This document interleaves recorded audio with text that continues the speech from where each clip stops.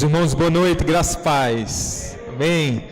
Queridos, vamos abrir a palavra de Deus no livro de Mateus, Evangelho de Mateus, capítulo 26. Mateus, capítulo número 26, é o texto da nossa meditação nessa noite.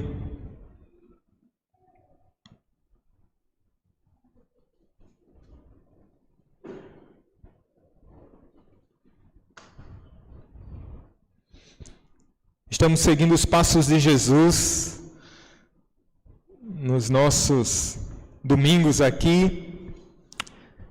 Nossa ideia, pretensão é a gente estar fazendo exposições que possam nos levar até o ápice ali da ressurreição. E aí a gente vai coincidir isso com a nossa data de Páscoa também. Mas temos seguido Jesus fora disso também, né? Fora do roteiro de sermões, estamos seguindo o nosso Cristo. Mateus 26, meus irmãos, é o 36, melhor dizendo. Diz assim a palavra do Senhor, Mateus 26, versículos do 36 ao 46. Em seguida foi Jesus com eles a um lugar chamado Getsêmani e disse a seus discípulos: assentai-vos aqui enquanto eu vou ali orar. E levando consigo a Pedro e aos dois filhos de Zebedeu, começou a entristecer-se e angustiar-se. Então lhes disse: a minha alma está profundamente triste até a morte. Ficai aqui e vigiai comigo. Adiantando-se um pouco, prostrou-se sobre o seu rosto, orando e dizendo: meu Pai, se é possível, passe em mim este cálice. Todavia não seja como eu quero, e sim como tu queres. E voltando para os discípulos, achou-os dormindo, e disse a Pedro: então nem uma hora pudestes vós vigiar comigo? Vigiai e orai, para que não entreis em tentação. O espírito, na verdade, está pronto, mas a carne é fraca. Tornando a retirar-se, orou de novo, dizendo: meu Pai, se não é possível passar de mim este cálice sem que eu beba, faça-se a tua vontade. E voltando, achou-os outra vez dormindo, porque os seus olhos estavam pesados. Deixando-os novamente, foi orar pela terceira vez, repetindo as mesmas palavras. Então voltou para os discípulos e lhes disse: ainda dormis e repousais? Eis que é chegada a hora, e o Filho do Homem está sendo entregue nas mãos de pecadores. Levantai-vos, vamos, eis que o traidor se aproxima. Vamos orar, irmãos? Obrigado a tua palavra, Senhor, que ela nos seja como uma flecha a atingir o nosso coração, a nossa alma, Senhor. Queremos, Senhor, te servir, te seguir, queremos aprender mais de ti, e nós suplicamos que a tua palavra nos oriente, Senhor, nessa noite, para o louvor da tua glória, em nome de Jesus. Amém. Amém. Eu vou descrever uma imagem que é graficamente fácil da gente visualizar na nossa mente. Um Cristo que está crucificado, agora de uma imagem posta de cima para baixo. É fácil visualizar, né? Agora esse Cristo no madeiro. Visualize agora esse madeiro e essa cruz está entre o céu e a terra. Só que a base, a ponta dessa cruz, ela não toca a terra. Então, como se ela tivesse suspensa entre céus e terra. Essa é uma pintura, de fato, de uma obra de arte de Salvador Dalí. E ela se chama Cristo de São João da Cruz. Essa pintura foi inspirada em um esboço místico feito por São João da Cruz, um monge carmelita do século XVI. E veja, é uma pintura famosa e uma das mais impactantes quando nós pensamos na crucificação. Veja, uma cruz suspensa, ela não toca o chão. Irmãos, muitas vezes nós carregamos uma visão de Cristo que paira sobre a terra, como se ele fosse apenas divino, distante, intocável. Vemos a cruz como um símbolo de fato poderoso, mas no fundo esquecemos que era uma cruz real, feita de madeira bruta, fincada no chão, ensanguentado. Esquecemos que antes do Calvário houve um jardim. No Getsemane encontramos um Cristo que sente que suas gotas de sangue, que se angustia até a morte, não um Cristo flutuando sobre a história, mas um Cristo prostrado, esmagado pelo peso do que estava por vir. Neste momento, vemos não apenas sua divindade, mas sua humanidade em sua forma mais intensa. E hoje eu convido você a olhar para Jesus no Getsemane e enxergar não apenas um Salvador glorificado, mas um homem que sentiu o que nós sentimos, que chorou como nós choramos e que mesmo assim escolheu a vontade do Pai. Porque somente um Cristo que tocou a terra poderia realmente nos redimir. De fato, se você prestou bem atenção na nossa liturgia, nós lemos aqui o teste. Qual foi a pergunta que foi lida aqui? Do breve catecismo é fácil, você vai olhar para o seu boletim, não é? Em que consistiu a humilhação de Cristo? A resposta é: a humilhação de Cristo consistiu em ele nascer, e isso em condição baixa, feito sujeito à lei, em sofrer as misérias desta vida, a ira de Deus e a amaldiçoada morte na cruz, em ser sepultado e permanecer debaixo do poder da morte durante certo tempo. Então vejamos, meus irmãos, que nesse estado de humilhação, nós estamos chegando até o ápice, o fundo do poço nesse sentido, quando pensamos nessa imagem tão horrenda da humilhação do nosso Salvador, do Deus Filho.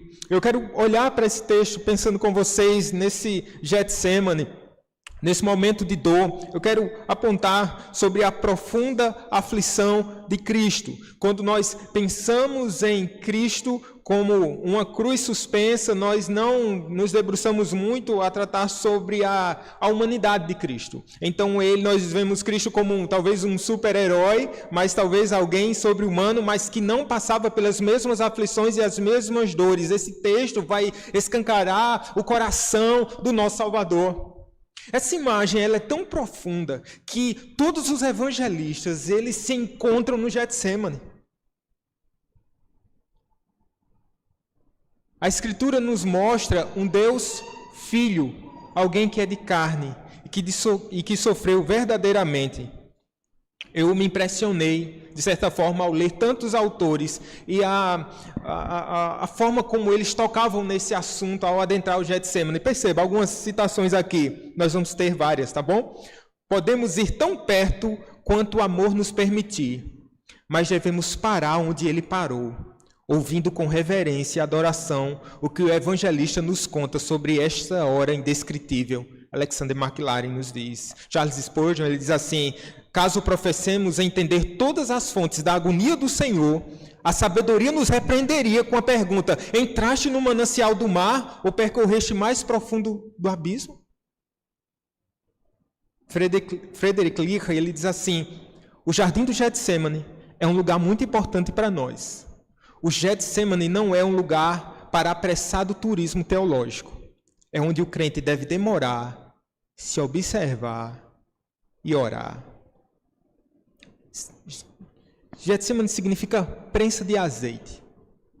É um local que ficava no Monte das Oliveiras, um lugar muito conhecido pelo Senhor Jesus. Ele era um lugar onde muitas vezes ele estava ali em oração. Era tão conhecido que quando Judas Iscariotes, filho da perdição, quando vai tentar encontrar Jesus, ele tinha vendido, por assim dizer, o Senhor Jesus pelo preço de moedas, referente a um dia de trabalho braçal. Para onde ele vai? Daqui a pouco Judas vai chegar nesse mesmo ambiente. Ele sabia onde Jesus estava. De fato, meus irmãos, é um lugar que já nos remete a algo horrendo. É assim chamado por causa de um lagar de azeite que ali existia no passado, ou ainda existe na época. O Monte das Oliveiras era coberto de oliveiras, neste lugar se reuniam as azeitonas e se fazia a prensa, onde se produzia o azeite, que era usado para fins medicinais, como alimento, oferenda no templo e candelabro. Ele está sendo prensado. É muito oportuno esse lugar para pensarmos nas aflições do nosso Salvador. Ele vai ali na companhia dos seus 11 discípulos, um era o filho da perdição, Ele se aproxima, ele chega naquele lugar, ele chama os discípulos para vigiarem juntamente com ele. Depois a gente vai se debruçar um pouquinho sobre isso. Sentem-se aqui, enquanto eu vou ali orar. Na verdade, agora ele deixa os 8 e vai seguir com 3, aqueles mais íntimos, né? Pedro, Tiago e João. E quando ele se aproxima mais, o próprio Jesus vai dizer: vigiai comigo, fiquem aqui, vigiem. Ele se adianta um pouco e prostra o seu rosto, orando, e vai falar com o seu Deus. Mas o que nos chama a atenção nesse primeiro momento é a angústia do nosso Salvador. Vai dizer que ele se entristeceu, vai dizer que ele se angustiou, vai dizer que o próprio Lucas vai dizer que ele suava gotas, como se fossem gotas de sangue, de modo que isso expressa o seu estado ali de tensão tamanha. Ele está triste, ele está angustiado. Eu quero dizer para vocês, Jesus se entristeceu de verdade. Jesus se angustiou de verdade. Não era uma cena. Ele tocou nessa terra. Ele sabe o que é padecer. Irmãos, a vida de Jesus foi uma vida de sofrimento. Matthew Henry, um dos autores comentaristas, vai dizer que Jesus era como, falando desse homem de dores, dessa faceta na vida de Jesus, vai dizer que é como se a Bíblia jamais falasse ou tratasse de Jesus sorrindo. Obviamente Jesus foi um homem de alegria, a gente viu aí João 2, ele na festa de casamento, mas a face preponderante desse servo sofredor, de fato é alguém que conheceu o que é o sofrimento. Não de fora, mas de dentro. Jesus demonstra aqui toda a sua humanidade, um homem real, passando por dores reais, num corpo real. O salmista, no Salmo 42, vai dizer que todas as ondas e vagalhões de angústia se derramaram sobre sua alma. De fato, aqui, isso é verdade plena, se tratando do Senhor Jesus Cristo. Porque ninguém passou pelas aflições que Jesus passou, pelos motivos que Jesus as encarou. Por quê? Porque ele estava levando sobre si os nossos pecados. Ele temeu.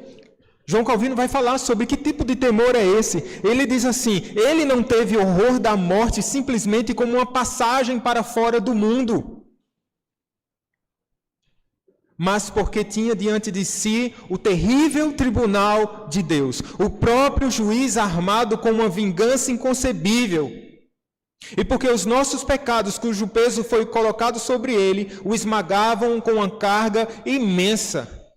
Ele estava ali se preparando para se apresentar diante do tribunal de Deus, no que diz respeito a toda a justiça de Deus. Ele estava ali carregando nos seus ombros todo o pecado de todos os homens. Agora percebam, vocês podem olhar e pensar: mas pastor, ele ainda está no Getsêmani. Alguém já disse que a angústia da morte é pior do que a própria morte? Imagine só se você soubesse que iria morrer amanhã. Não vai nem terminar a consciência cristã. O que você sentiria? Você começaria a morrer hoje. Se você fosse morrer ano que vem, alguém que pega, um diagnóstico terrível, tenebroso, e um fim fatídico e que se aproxima velozmente, você já começaria a morrer. E o agravante de Jesus é saber em detalhes, não somente pelas profecias, mas por entender em cada detalhe o que estava por vir. Uma morte tão cruenta e tão terrível. 2 Coríntios 5:21, meus irmãos, diz assim: aquele que não conheceu o pecado, ele o fez pecado por nós, para que nele fôssemos feitos justiça de Deus. Veja, o que Jesus está carregando aqui sobre si. Ainda mais, as suas dores são agravadas pela apatia dos próprios discípulos. Mas o que nos resta aqui, meus irmãos, é pensarmos nessa verdadeira dor que Jesus passou. Ele estava aqui passando pelo seu estado de humilhação. Ele está passando aqui pelo vale da sombra da morte. Sim, antes desse pastor nos ajudar nessa travessia, É Ele mesmo que passa. Não existe nenhum caminho de dor que Jesus já não tenha atravessado. Por isso, quando a Bíblia diz assim, Ele sabe o que é sofrer. Há uma certa reverência, né, irmãos, quando nós estamos diante de alguém que sofreu, né? Até hoje, as vítimas do Holocausto, os sobreviventes, onde eles chegam, eles são condecorados, eles são ouvidos, há um certo respeito. Alguém que percorreu o caminho da morte, o corredor da morte, de maneira tão cruenta, tão terrível e tão real. Jesus, Ele passou pelo vale da sombra da morte. Ele sabe o que é sofrer. Sabe o que significa? Que Ele conhece a sua dor, meu irmão. Ele sabe o que é sofrer. Alguém pode ter empatia, o teu médico tem empatia na tua dor. O teu pastor pode se compadecer. Um amigo pode caminhar contigo. Mas só Deus, o Deus sofredor, conhece verdadeiramente a sua dor. E mais, não há nenhuma dor tão avassaladora que você tenha que passar. Porque a maior das dores, das aflições, Cristo já passou por nós e em nosso lugar. E em nosso lugar. Eu me lembro da irmã Maria Eduarda, ano passado, ela, quando estava sofrendo dores de parto, Deus nos poupou dessa dor, né? Mas as mulheres sofrem, né? Parte delas essa dor de parto. Eu estou encorajando Thaís, Deus te abençoe, Thaís, né? Palavra de encorajamento. E aí ela estava sentindo as contrações, dores de parto, e André acompanhando sua esposa, e Rutinha doidinha para nascer. Aí Maria Eduarda dizia, segundo André, não, eu vou suportar, porque Jesus suportou dores maiores. É assim na nossa vida, Jesus suportou dores maiores. E ele toca esse chão. Ele toca o chão do hospital, Ele toca o chão da nossa casa, Ele toca o chão do nosso trabalho. Ele é um Deus real e que nos consola. Nós podemos descansar nele. Como não descansar? Se Ele entra na nossa dor, Ele entra na nossa história, Ele sente uma angústia que estava preparado para nós, irmãos. A medida da cruz era nossa, mas Ele tomou o nosso lugar. E Ele sofreu. Meus irmãos, mas o que é que a gente deve fazer no sofrimento? O que é que se faz quando a alma está angustiada? E aqui, meus irmãos, queria ver com vocês que na profunda aflição que Cristo passou, Ele procurou o seu Deus em oração, o Pai. A pregação de ontem foi extraordinária, né? Muito abençoadora lá na Consciência Cristã, que falou sobre, Aurivan Marinho falou sobre Jonas, né? E ele estava falando do aspecto da oração de Jonas. Quando foi que Jonas foi orar? Né? Ele viaja, ele sai, ao invés de ir para Nínive, ele vai para Tarso, ele vai para dentro do navio, não vê. O povo ora, os incrédulos oram. Jonas vai orar dentro da barriga do peixe no terceiro dia. Gente, como nós somos parecidos com Jonas. Queremos andar na força do nosso braço. Vamos cambaleando. E quando não tiver mais jeito, não tiver mais saída, eu me debruço, eu oro. A vida de Jesus, ele não buscou a Deus em oração somente o Getsemane. As suas orações, elas são aprofundadas. É entrar na intimidade de Jesus, né? Porque ele fala da sua intimidade. O que é que ele está dizendo? O que é que o Deus homem, aquele que sabe o que é padecer, ele fala em suas orações mais íntimas com seu Pai. Às vezes a gente vai cambaleando, todas as portas vão se fechando, acho que Deus fica, e aí? E agora? Vai para onde? Venha, dobre-se, sujeite-se, ore. Cristo, Ele sabe o caminho. O Getsemane não era um caminho novo, não foi inaugurado poucas horas antes da paixão. Não, era um caminho que Ele percorria. Era um caminho de profunda, intensa intimidade com o Pai. Veja o que é que está acontecendo aqui. Jesus, Ele está em oração. ele adianta-se um pouco, os discípulos, ele leva os 11, depois deixa 8, vai com os 3 e diz assim, ó, vigiai, vocês precisam orar para que vocês não caiam em tentação, mas na hora da oração é como se ele fechasse as portas. Mas graças a Deus que o Espírito Santo nos traz essa informação por meio dos evangelistas. E ele ora. Oração estranha, né? Esquisita de Jesus. Sua oração não é estranha, não. Quando você está só você e Deus. A nossa oração congregacional, né?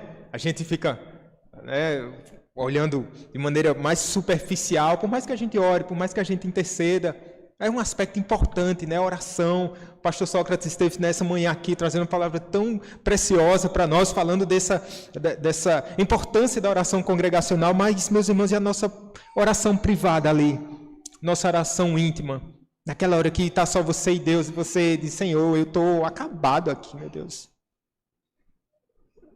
Eu só tenho a Ti, tem misericórdia de mim. Nessa o teor da oração dos salmistas, né? O teor da oração de Jesus aqui, desse Jesus angustiado e quebrado.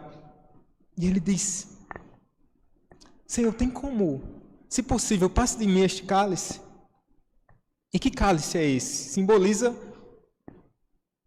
aqui nesse aspecto aqui do texto, simboliza o sofrimento e a ira divina que ele enfrentaria na cruz. É o cálice da ira de Deus. Salmo 11, verso 6, assim, fará chover sobre os perversos brasas de fogo e enxofre, o vento abrasador será a parte do seu cálice. Isaías 51, 21 ao 23, que fala ali da promessa do cálice que será tomado das mãos de Israel, é algo profético aqui, preciosa essa passagem, e por assim dizer, da sua igreja, o cálice da ira de Deus, ele vai dizer lá em Isaías, do meu cálice jamais beberás, falando para Israel. Mas ele não ficaria cheio. Cristo tomou desse cálice da ira. Para que a gente pudesse agora experimentar do cálice da salvação. Quantas vezes Jesus ora? Não, ele está em profundo sofrimento. Muitas vezes a gente dá essa ênfase aqui. Se possível, afasta de mim este cálice. Aqui é o Deus homem mesmo em sofrimento, com o que a gente pode chamar de autoproteção, no momento em que o risco, nós estamos num momento de risco, num momento de perigo, quando a nossa vida está em risco. Mas o que prevalece aqui, meus irmãos, é a sentença seguinte. Contanto, não é isso que ele ora? Todavia não seja como eu quero, e sim como tu queres. Jesus ora 3 vezes da mesma forma. Mateus cita 2, vai dizer depois, né? Ele orou ainda outra vez com o mesmo teor. Contudo, não seja como eu quero, e sim como tu queres. Entre o sofrimento e o pecado, Cristo preferiu o sofrimento. Jeremiah Burroughs, ele vai falar sobre isso. Entre o sofrimento e o pecado, Cristo escolheu o sofrimento. Meus irmãos, muitas vezes entre o sofrimento e o pecado, a gente arruma uma desculpa e diz assim, e a gente escolhe o pecado. Nós queremos nos poupar de maiores sofrimentos e colocamos, né, em negociação a nossa fidelidade a Deus. Jesus sabia das consequências de dizer, seja feita a tua vontade. Ele ora, Senhor, há um outro caminho, mas há um silêncio. Ele ora uma segunda vez e há um silêncio ainda no céu. Ele ora uma terceira vez, mas os céus ainda parece que tem 1000 ferrolhos ali. Não há um outro caminho. Para mim é muito estranho esse aparente silêncio. Porque lá em João 11, quando Jesus ele ora por Lázaro, para que Deus ressuscite Lázaro, o que é que Jesus vai dizer assim? Pai, eu sei que o Senhor sempre me ouve. Porque isso foi assim durante toda a eternidade. O filho falava e o pai respondia. Veja, meus irmãos, você tem um filho, ou uma filha, um infante, e se tiver entre dezenas de crianças, e se o seu filho chorar, você vai dizer, o meu filho está chorando, e você vai acudir seu filho. Mas aqui eis o filho bendito, o filho por excelência, ele diz assim, meu pai. Nós somos filhos de Deus, e outra forma, nós somos chamados a ser filhos de Deus. Mas Jesus, o Filho bendito, é filho desde a eternidade. Ele clama. Mas parece que os céus estão de bronze. O que está acontecendo aqui? É o cálice da ira de Deus. Nós oramos aqui, está na nossa liturgia, eu orei antes de pregar, você ora em casa, você ora no trabalho, você ora no caminho, porque você sabe que Deus ouve sua oração. Pelo novo e vivo caminho que Cristo abriu para nós, no silêncio de Deus aqui, irmãos, havia uma bendita esperança para nós. O Filho seria rejeitado, para que eu e você pudéssemos aqui na consciência cristã, na Austrália, na África, num templo, debaixo de uma árvore, pudéssemos adorar o Deus vivo e verdadeiro. E Deus pudesse aceitar o nosso louvor. Jesus está aqui. Isso nos lembra o apóstolo Paulo, né?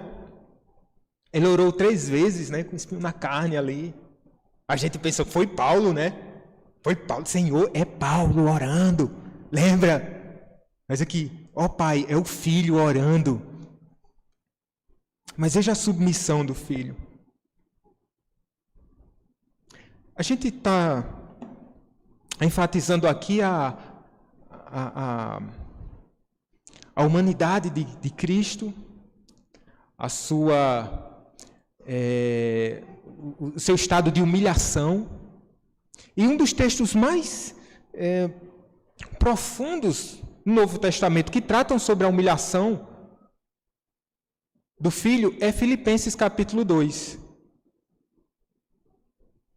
Ele vai aprender, ele submeteu à vontade de Deus, em obediência, aí vai dizer lá, até a morte, morte de quê? Até a morte, morte e morte de cruz. Sim, jamais o Filho foi repreendido por algum pecado, mas agora ele está se humilhando até a morte e morte de cruz. Quando nós observamos em Hebreus capítulo 5, verso 8, diz lá que Cristo aprendeu a ser humano por meio dos seus sofrimentos. Veja lá, vamos ler esse texto, Hebreus 5, 8.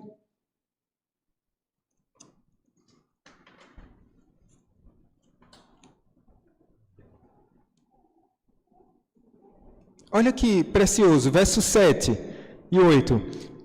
Ele, Jesus, nos dias da sua morte, tendo oferecido com forte clamor e lágrimas, orações e súplicas a quem o podia livrar da morte, e tendo sido ouvido por causa da sua piedade. Embora sendo filho, aprendeu a obediência pelas coisas que sofreu. Aprendeu a obediência pelas coisas que sofreu. Então, à medida que Jesus ia para a cruz, esse cumprimento, essa obediência a qual ele vai se submetendo, ele não para no Getsêmani, ele vai até a cruz.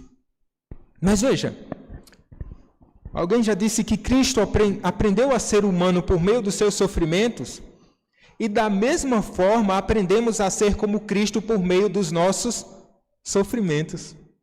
Cristo aprendeu por meio do sofrimento, e agora nós aprendemos a ser como Cristo por meio de quem? Por meio dos sofrimentos. Você quer ser como Cristo?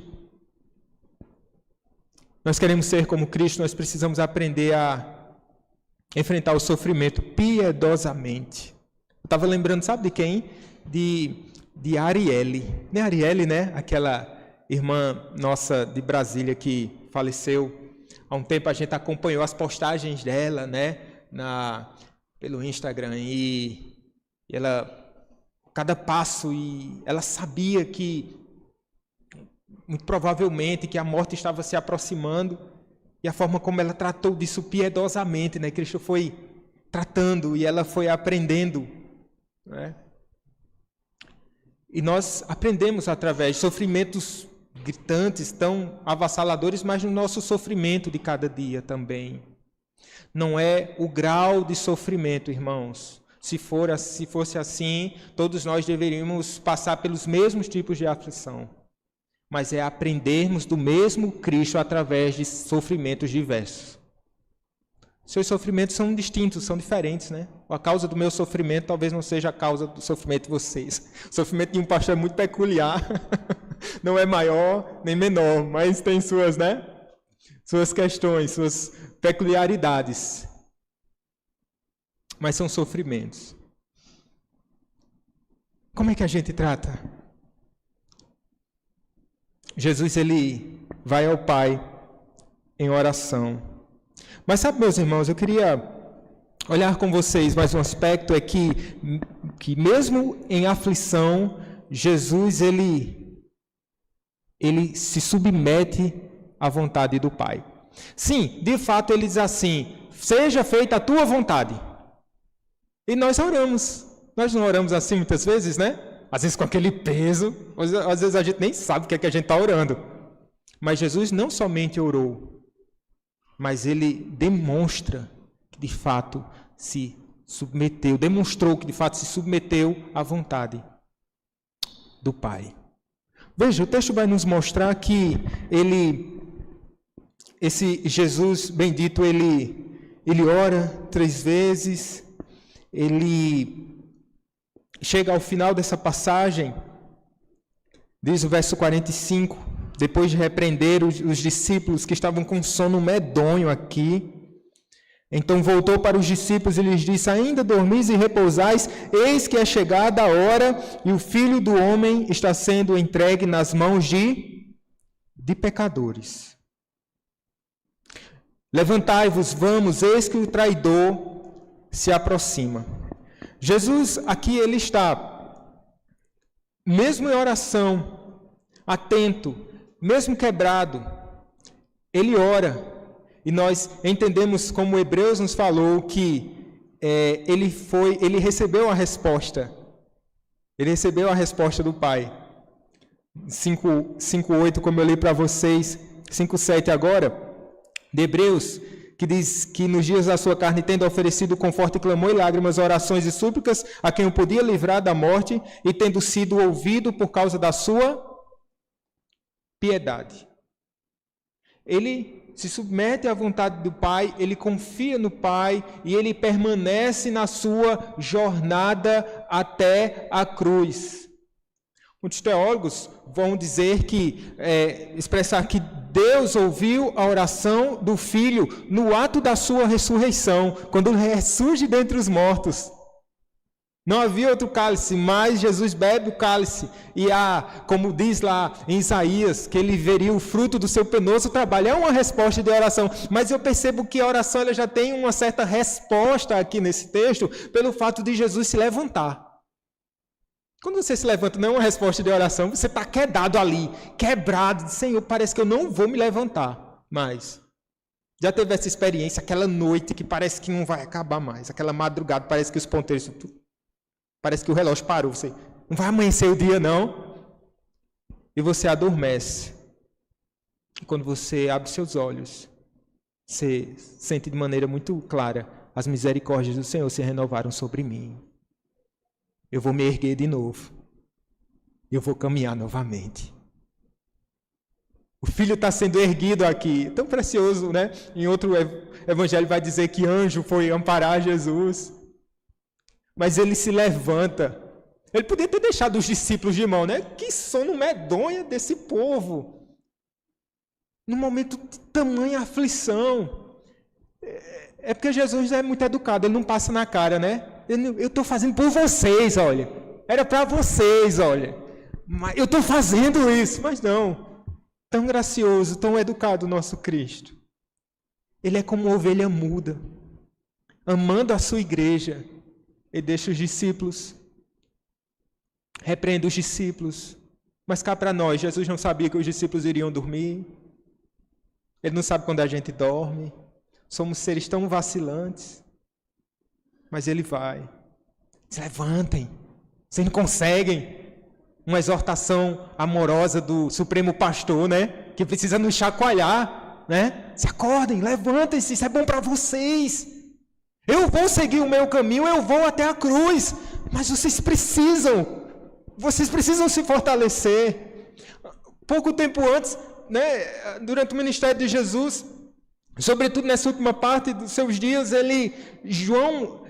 Pedro, esse grande baluarte, esse super corajoso que confiava mais na espada do que no poder da oração até então. Jesus, olhe, ninguém vai nem tocar. Ninguém toca em Jesus. Para onde o Senhor for, eu irei. Onde pousares, pousarei. Só que era na base da violência. Arranca a orelha de um. Confiava no poder da sua espada. Jesus vai dizer, Pedro, você ia ser moído, Pedro. Você ia ser moído. A Isaías 53 vai dizer que ele foi moído em nosso lugar. Gente, como não amar esse Jesus? Como não amar o nosso Cristo? Como não? Ele sabia das nossas quedas. Não, ele não sabia que Pedro ia negá-lo 3 vezes. Ele sabia todas as vezes que Pedro iria negá-lo no decorrer da sua vida. Da mesma forma que ele sabe todas as vezes que eu irei, infelizmente, negá-lo durante todos os dias da minha existência, que são os piores momentos, nós não gostaríamos, né? Ele sabe da sua história. E é por causa do seu ser vacilante, dos nossos joelhos trôpegos, que ele, cambaleante, foi até a cruz e padeceu por nós. Aqui, levante-se. Se levantem, vamos. Em sua oração, a nossa esperança é que no meio da escuridão da noite surge uma luz, né? Uma esperança. Eis que nessa noite tão obscura, tão terrível, da paixão do Mestre, tem uma luz, sim. Uma centelha de luz. Clareando o Getsemane. É o traidor que está vindo ali. Acabou, discípulos. Eu vou seguir o meu caminho. Levantai-vos. Calvino vai comentar esse texto dizendo assim: com essas palavras, Cristo declara que após a oração recebeu novas forças. Antes, ele já havia demonstrado disposição para morrer, mas quando chegou o momento, enfrentou uma dura batalha contra a fraqueza da carne. Ele teria preferido evitar a morte, caso fosse possível fazê-lo com a aprovação de seu Pai. Mas agora ele recebe novas forças e ele segue. E de maneira tão intrépida aqui, né? Jesus, ele vai de maneira intrépida. Ele se adianta no Getsemane. Quem é Jesus? Ele diz, eu estou aqui. Ninguém tira a minha vida, eu voluntariamente a dou. Alguém já disse que herói? Estou dizendo muito, né? Alguém já disse, que eu esqueci o nome do autor de fato. Ele disse que um herói, ele é um ser humano comum, mas que escolhe fazer as melhores coisas e que toma as melhores decisões nos piores momentos. Jesus. Ele se antecipa. Sou eu. Deixai isso. Estou aqui. Eu sigo o caminho da cruz. O que é que acontece, irmãos? Enquanto os discípulos fracos vão abandonar o Mestre, porque é isso que vai acontecer. Se você olhar aí, versículo 56, parte B, mesmo capítulo, diz assim: então os discípulos todos deixando, fizeram o quê? É o capítulo 26, Mateus, verso 56. Então os discípulos todos deixando, eles fugiram, véio. Se você tivesse lá, hein, o herói, teria tomado a melhor decisão no pior momento. Escape por aqui. Os discípulos, enquanto Jesus orava, os discípulos dormiam. Mas Jesus, irmãos, ele segue, nos mostrando que a cruz não somente tocou o chão, mas o Cristo que nela estava foi prensado e derramou o seu precioso sangue. Sangue que nos purifica de todo o pecado.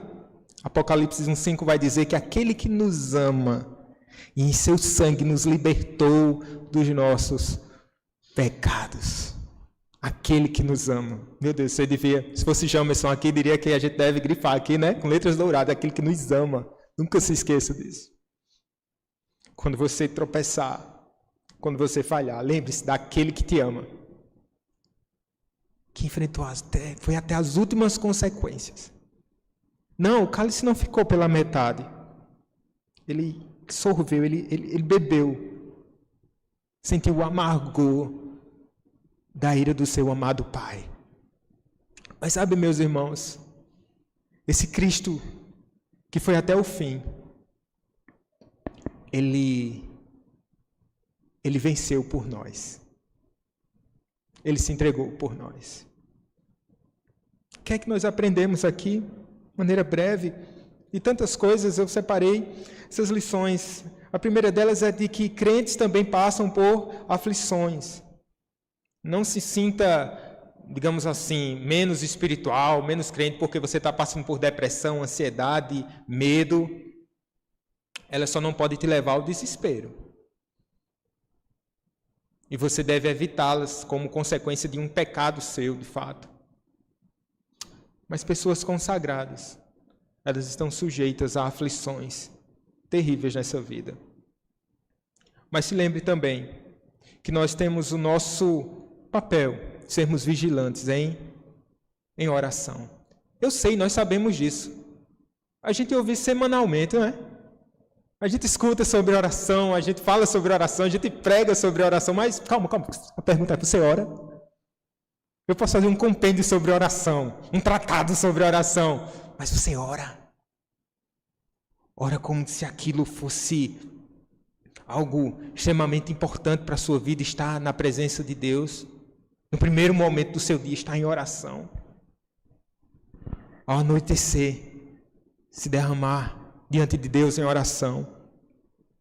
Queridos irmãos, nós lembramos também que Cristo enfrentou a morte em nosso lugar para nos livrar da aflição eterna. Eu queria ler as palavras de Bonhoeffer, alguém cristão fiel que foi morto lá no regime nazista.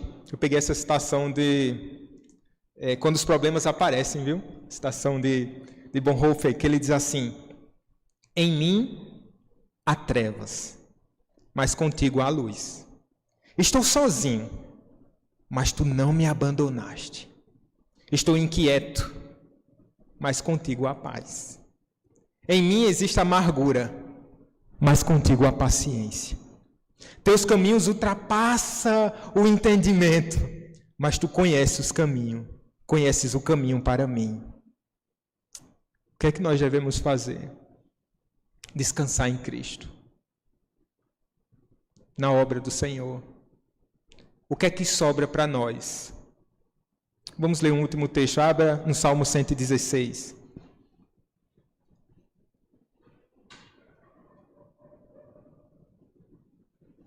Verso 13. Vamos ler juntos esse texto, meus irmãos. Salmo 116, verso 13.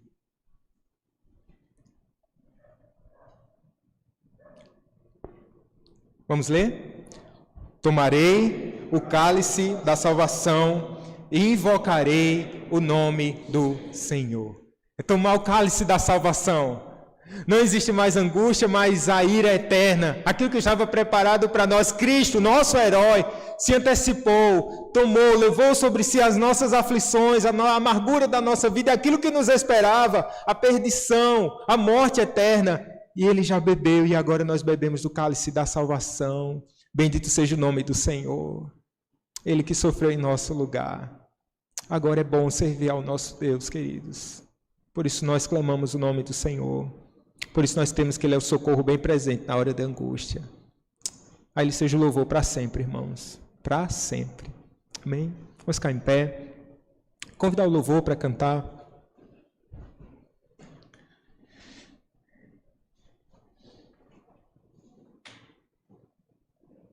Talvez Neto já tenha escolhido sua canção, mas se puder cantar Cristo é tudo em mim. Jesus é tudo em mim. Cantamos pela manhã, né? Jesus é tudo em mim, né? Tudo em mim, tudo em mim. Vamos orar? Oremos, irmãos. Pai nosso, bendito seja o teu nome, Senhor. Obrigado por esse culto, esse momento de louvor, de adoração. Obrigado porque o Filho se fez carne de verdade. Ele passou angústias de verdade. O corredor da morte que ele passou, nós não podemos nem tocar. É um terreno tão santo, Pai. Nós não sabemos da profundidade, da dor e da aflição que o Filho passou. Mas nós sabemos do resultado. O azeite que foi prensado, esmagado pelas nossas transgressões. O castigo que nos traz a paz estava sobre ele.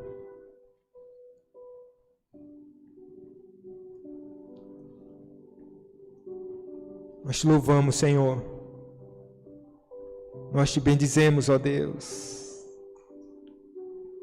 Ao Deus bendito da nossa salvação. Que darei ao Senhor. É só beber o cálice da salvação hoje. E viver de modo digno do Senhor. Ajuda os fracos, Pai. Aqueles que caíram pelo caminho. Eles caem, levantam, caem, levantam, eles caem, levantam. Que olhe para o Cristo que venceu a morte. Nós, Senhor, estamos seguros em Ti, não em nós, não na nossa força. Nós tomamos as piores decisões sempre, mas pela Tua graça estamos aqui, Senhor. Queremos Te amar e Te servir para sempre. Em nome de Jesus. Amém.